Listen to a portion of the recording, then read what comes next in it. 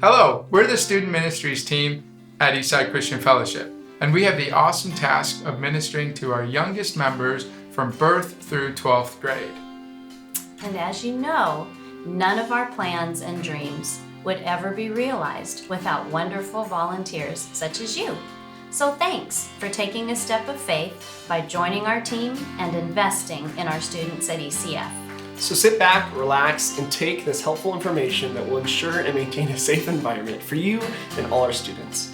Plus, give you some amazing insight into how to lead and to be effective as possible. By the way, to ensure all of our wonderful volunteers watch this video, there are hidden key phrases for each section that in total ask a question. A person who has watched this training video in its entirety should be able to answer the questions. Thanks, Zach. Before we do anything else, we need to talk about safety. As stewards of our most precious members in our church, our utmost priority is the safety of all our students and volunteers while they are in our care. Whether in a classroom or at a special event or camp, we have adopted measures that will help us maintain a high standard for our ministry.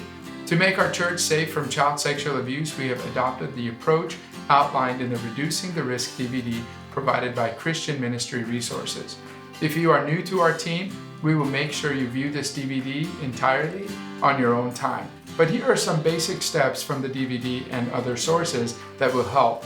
Once you have completed your application process and have passed your background check from IntelliCorp, you will be given access to our students. With this great privilege comes great responsibility. The first step in adhering to our policies is that under any circumstance, a leader and a student should never be alone. This is not only there to protect you, but also the students.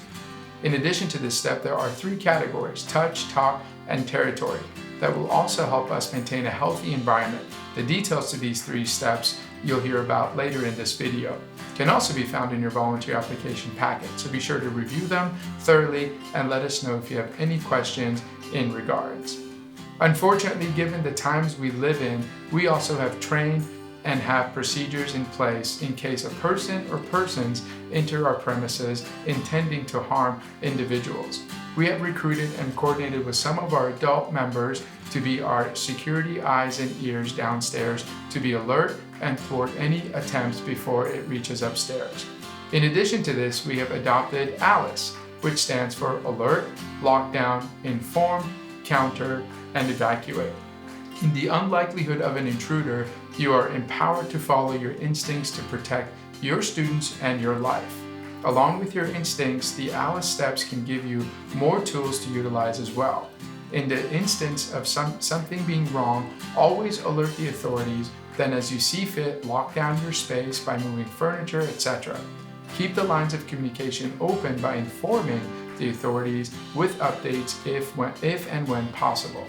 Counter the intruder with objects at your disposal, and finally, evacuate the premises as you see fit and get away from the premises as far as you and your students can. Protecting our students and leaders also takes place in the realm of classroom management. One of the absolute joys of student ministry for me is all the students' personalities that I get to know and interact with. Although this makes the church unique in its makeup, at times it can present challenges in behavior.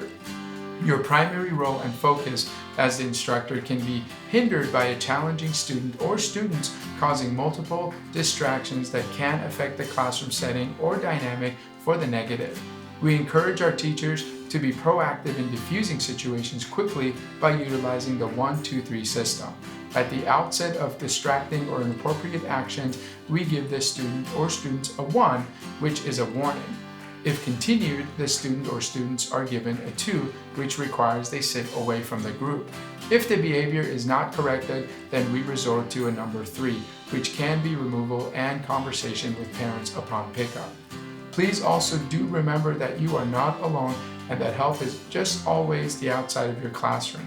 So never hesitate to ask for assistance. Your joy and enjoyment in your role is one of our goals. So by asking for help, you are not giving up on the misbehaving student or students, but you are maintaining the order and joy. Finally, when it comes to safety, we also produce and require all our staff and volunteers working with minors to wear their picture ID badges at all times. This not only makes you easily identifiable, but also sends the message that we take safety seriously. Thanks, Kasra. I am excited now to talk with you about the teaching in children's ministry. We will begin the school year with a new curriculum, the Gospel Project for Kids. And for the first time, all our children's classes will have the same story each week. This material takes 3 years to go from Genesis to Revelation, and since we are beginning in year 3, we will be entirely in the New Testament this year, and then go back to Genesis next fall. As you can see on this story circle that is divided into quarters, the first quarter is the story begins, then on to God delivers, and so on until year 3, where we join with Jesus saves. Like our previous curriculum, Gospel Project focuses on Christ as the promised Redeemer from the very beginning of the Bible, being one big story, all pointing to Jesus as he tells the disciples on the road to Emmaus. Then, beginning with Moses and all the prophets, he interpreted for them the things concerning himself in all the scriptures. Each Sunday's lesson will have a Christ connection for how that week's story points to Jesus. So, for example, this story from last year is from 1 Kings, where Elijah and Ahab have the showdown with altars on Mount Carmel. The Christ connection for this lesson says, "The people who worshipped the false god Baal danced and cried and cut their bodies to show that they loved Baal. But the one true God is not like the false gods. Instead, he showed his love for us by sending his son Jesus. Jesus bled and died to rescue us from sin when we trust in him." Another key component is the focus on the transforming gospel. All of the materials have this page included to show for your reference to teach and reteach, since a heart full of gratitude for Christ and what he has done for us is what will meaningfully change how a child lives. The final component is it's mission motivated. God has placed each child on mission wherever they are. They don't have to go to a foreign land or wait until they are adults. So this curriculum will help us to continue emphasizing shining our lights for Jesus wherever we are. Some of the highlights of this curriculum that are different and things we were looking for are printed and dated teacher books for each quarter, an activity page for each Sunday, a 3-minute video for each lesson, and the big picture cards to collect. The teacher books are nicely designed and include the usual components of leader Bible study, activities, and story, along with Christ connection and key passage for each lesson. For this first quarter, we purchased 1 book to share for each class. The teachers will need to hand it off to the next person on their last Sunday. The activity pages would be great for something to work on at the beginning of class as you're greeting students. The younger kids have a coloring page on one side, and the older kids have various things like mazes or word puzzles. And as mentioned earlier, the Christ connection follows the summary of every story. There is a brief video for each lesson, and I would like to try using this as a review tool during our praise and worship time when the kids are all together. The big picture cards are baseball-style cards that the kids can collect and keep on a ring. Each card has the colorful image associated with that lesson, as well as the main point, the big picture question, the Christ connection, and the key passage reference. Since the key passage or memory verse is not written out, we will add our own card with the verse written out to practice at home. Some of the verses are rather long, so they will be divided into 2 on the practice card. The kids may need the first week or 2 to learn and memorize the first half, and then they may add the rest to learn the entire verse. So in an effort to encourage participation, we will be using that key verse for all the kids as a memory verse and have a competition between the classes. As kids arrive and are working on their activity pages, pull them aside to learn and recite the verse for everyone in the class, and then the whole class will get credit when they have all learned it. Each class will have different colored pegs to place on a pegboard, and the teacher can select one student to go out and place that each week. We will be able to see the progress, and hopefully they will encourage each other to learn the verse. Then, on the final week for each verse, the winning class may choose something from the prize box. Also new this year is the monthly rotation schedule. Hopefully this will work out well and be easier to remember your rotation. If you need to find someone to sub for you, please ask the other teachers or helpers for that same class. so the kids have consistency in the leaders for the year. As always, you will receive a booklet with contact info for all the teachers, as well as a class roster. Thanks, Connie Sue. I'm excited to talk about the youth ministry here at ECF. We would like first to focus on the 3 T's of working with minors mentioned earlier in our video. Touch, talking, and territory are essential parts of leader and student conduct. When it comes to touch, we want to communicate very clearly on what is appropriate when it comes to physical interactions with the students.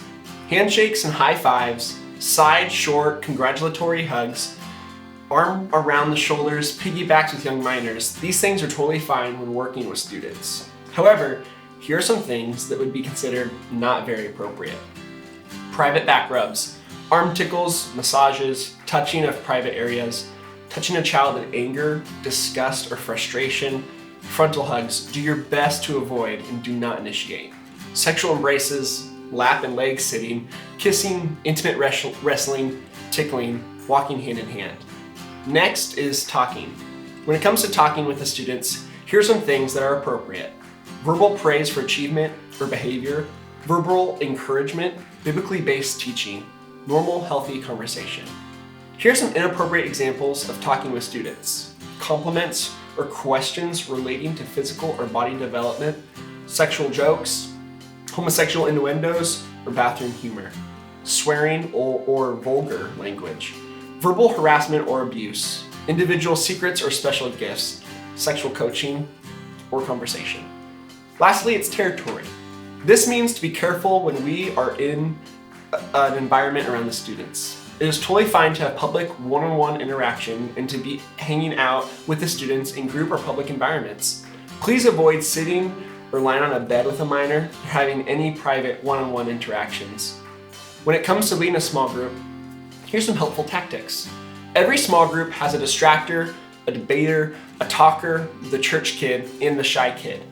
You might not have all of these in one small group, but it is quite common, and here are some things you can do to make your small group go as smooth as possible. Place the talker right next to you. Most talkers feel the need to talk when they look into your eyes. If they sit by you, they won't feel the need to do so. If you have a debater in your group, have them sit on the other side of you. This tends to make them feel like he or she is on your team. If the church kid keeps answering all the questions with Jesus, try to push back on that and continue to ask that student hard questions. If the shy kid is super quiet, try and ask them questions outside of small group. Try and gain his or her trust by not just asking questions in small group, but rather fun, get to know you questions. If the distractors won't stop distracting others, try and maybe give him or her something to fiddle with. If he or she is still being disruptive, then you may have to ask them to step outside and reflect on their actions. When it comes to worship, here are some of our expectations. As leaders, we want you to lead by example. So, please don't stand in the back during worship or on the sides. Come and join the students so they can see their leader worshiping, which will then give them confidence to do the same. During our teaching, leaders, you are adults, so obviously you'll have your phones, but please try and set an example and don't be on your phones during our times together. Finally, thank you guys for taking your time to invest in the lives of our youth at ECF. Thanks, Zach. On the behalf of our team and the ECF body, thank you again for joining our team in building disciples not for tomorrow, but for today.